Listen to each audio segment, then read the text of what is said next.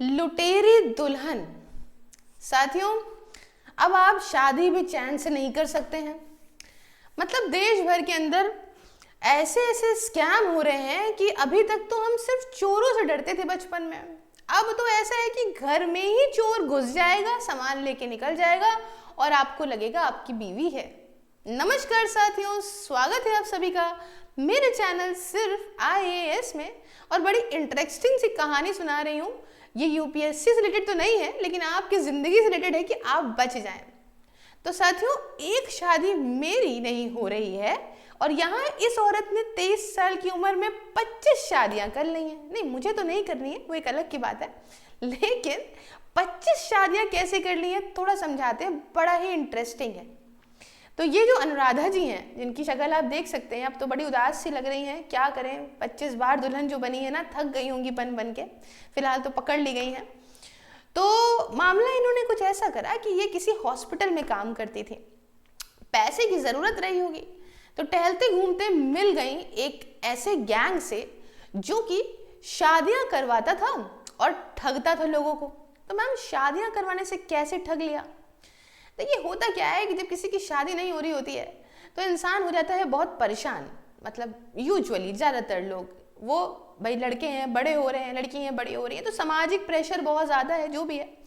तो अब आजकल चला है भाई मैट्रिमोनियल साइट्स, इस पे फोटो डालो और जो है यहाँ से पसंद हो गया, बातचीत बढ़िया बन गई तो शादी कर लो। अब देखो, मैट्रिमोनियल साइट में भी बहुत सारे स्कैम हैं, आपको बहुत सारे ऐसे स्कैमर मिलेंगे, उसको डेटिंग साइट समझ लेंगे, लेकिन बहरहाल एक उम्मीद से आदमी जाता है कि यहाँ पे मिल जाए। इसके अलावा बहुत सारे और लोग भी आपको देखने को मिलते हैं जो आपकी शादियां करवाने को रेडी हो जाएंगे कुछ पैसे दैसे लेके। उन्हीं गैंग का एक हिस्सा बन गई थी ये गैंग। 2 से 5 लाख रुपए तक लेता था और पैसे लेने के बाद यहाँ पे कहता था मैं आपको शादी करवाने के लिए एक लड़की देता हूँ। शादी जब उनकी हो जाती थी तो कुछ वक्त के बाद ही ये बढ़िया घर से गहने पैसे सब लेके भाग जाती थी। ऐसे ही एक दो नहीं, कई शादियां इसने करी। तो क्या इसकी मैम पहले भी शादी हो चुकी थी? जी हाँ, इसकी पहले एक सही वाली शादी हो चुकी थी, जो सबसे पहली शादी होती, लेकिन इसके पति से इसका कुछ डिवोर्स हो चुका था। तो इसने कहा कि चलो ठीक है, अब एक पति ना सही तो अब कई पति लेकर आऊंगी और सबको छोड़ के जाऊंगी। तो क्या होता है कि एक व्यक्ति से यही गैंग इसकी शादी कराता है, पैसे लेता है 2 लाख रुपए। 20 अप्रैल को शादी होती है और 20 अप्रैल से शादी में ये 2 मई को ही आते आते रह नहीं पाती हैं और आराम से सारा का सारा सोना जेवर लेके भाग जाते हैं। पति पास के थाने में जाके, नजदीकी थाने में, इस रिपोर्ट को लिखवाता है। पुलिस ढूंढने के लिए जागरूक हो जाती है कि ये क्या मामला चल रहा है। तब तक ये खाली नहीं बैठी, तब तक ये भोपाल के अंदर जाके बढ़िया इसने किसी दूसरे व्यक्ति को भी ऐसे ही शादी के झांसे में फंसा लिया और ठग भी लिया।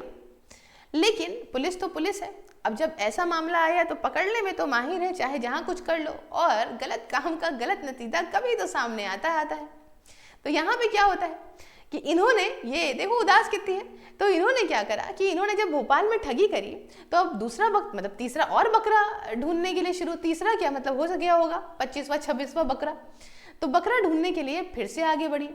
जब अब की आगे बढ़ी तो इनका मामला को सेट नहीं बैठा, इनकी किस्मत खराब थी, क्योंकि यहाँ पे फेक तरीके से, जाली तरीके से ग्रूम बनके, मतलब यहाँ लड़का बनके, शादी के लड़का बनके एक पुलिस ऑफिसर ने यहाँ पे अप्रोच करा। किसको अप्रोच करा? इन्हीं के गैंग मेंबर्स को।